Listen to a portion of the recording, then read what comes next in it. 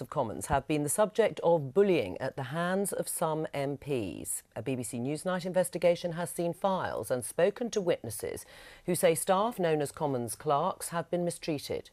Witnesses claim Labour MP Paul Farrelly made a committee clerk's continued employment at the House of Commons impossible. Newsnight's Chris Cook asked one witness how Mr Farrelly's behaviour manifested itself. Aggressive, dismissive, rude, and ultimately bullying. And how much of an effect did it have on her? It ground her down. It basically reached crisis point and she could no longer do her job. He had undermined her and bullied her so much, so regularly, so badly, that she was just left entirely exhausted and incredibly distressed. And Newsnight's Chris Cook joins me now. What's been the response from Paul Farrelly? We haven't actually heard from Paul Farrelly today, but his case is actually something of a totem for women in particular working at the House today, because of what happened after that clerk who had to leave her job complained. There are two really odd things that have sort of stuck in the mind of clerks. The first is she raises a complaint. It triggers an internal inquiry run by another member of the House staff under an HR process that was then only 8 months old. But when she raised the complaint, other women came forward and they had 8 years of testimony about Mr Farrelly's behaviour. But because the HR policy was only 8 months old, they decided they could only look at 8 months of his behaviour when they were making their decisions. So they feel like this is, the game is not being played fairly on an even playing field. The second thing that happens is they go into this inquiry.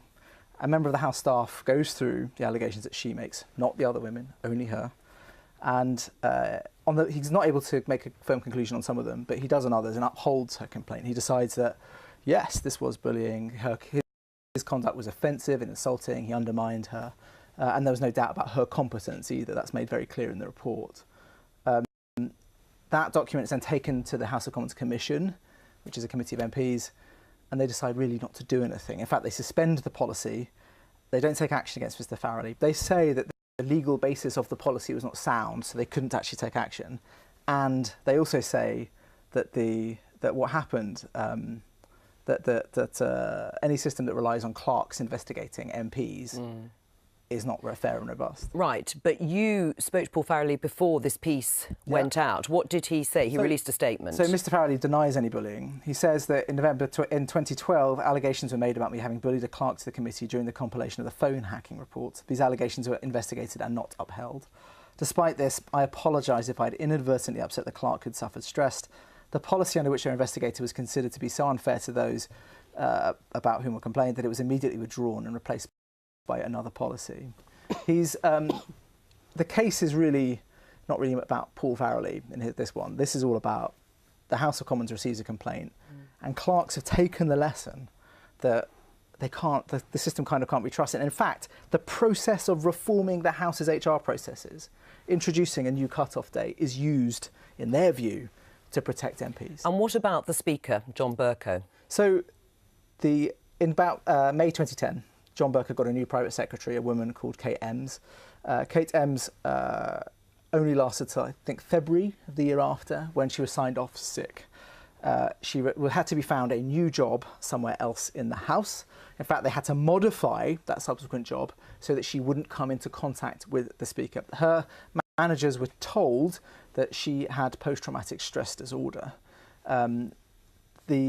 Again, Kate Ems is actually a person about whom she got that job because she was regarded as, a phenomenal talent. She was the kind of person you wanted in this enormously important role. And, there's enormous amounts of sympathy for her. And everyone knows what happened to her because they had to create these new systems around her in a subsequent job But he's contested the allegations as well, hasn't he? John Bercow, spokesperson, has said that the Speaker completely and utterly refutes the allegation that he behaved in such a manner either 8 years ago or any other time. Any suggestion to the contrary is simply untrue.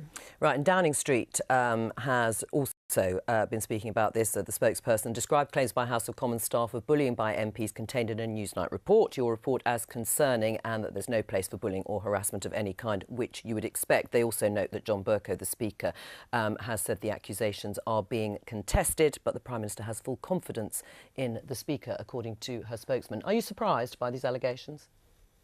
No, I'm not really. The House of Commons, or Parliament in general, is a very strange place. It doesn't operate in the way that a conventional workplace operates. It's not a conventional organisation with hierarchy. MPs, and I should add that I think most people would accept that most MPs don't behave in this fashion, but a small minority do, and MPs really kind of run the place. And in a group of 650 people, you end up with a small minority who really want to be treated almost as little gods.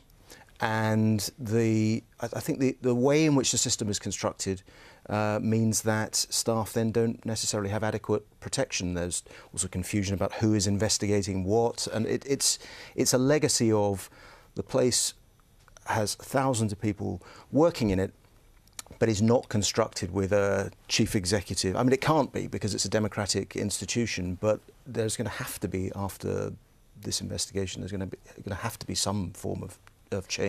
Well, and Chris Cook's report obviously reveals that it is very difficult to know where you go to complain, and in fact people within the building are investigating each other to a certain extent. Do you think there needs to be an independent process now, a different body coming in to investigate complaints? I do. And what I think was really terrific about the Newsnight report was that it took the time to explain the situation, how this occurs. When we talk about a systemic culture of bullying and harassment, when we talk about a male workplace culture that promotes or facilitates bullying and harassment, the Newsnight report took the time to show, look, this is what it looks like, this is how it manifests, this is what it means. And I think unless we do take the time to look at it, we're not going to be able to find out ways of tackling it. Right. But I think that the danger is, and we saw this during the expenses crisis, that there are real risks in bringing in an outside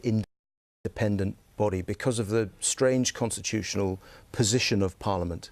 I mean, Parliament is sovereign. So if you place an institution, an independent body, above Parliament, you do interesting, strange things to the Constitution. What I would like to see happen is the vast majority of MPs who don't behave in this fashion really take this as a wake-up call, take charge of the process and institute changes. Right. Thank you, Chris Cook, for coming in.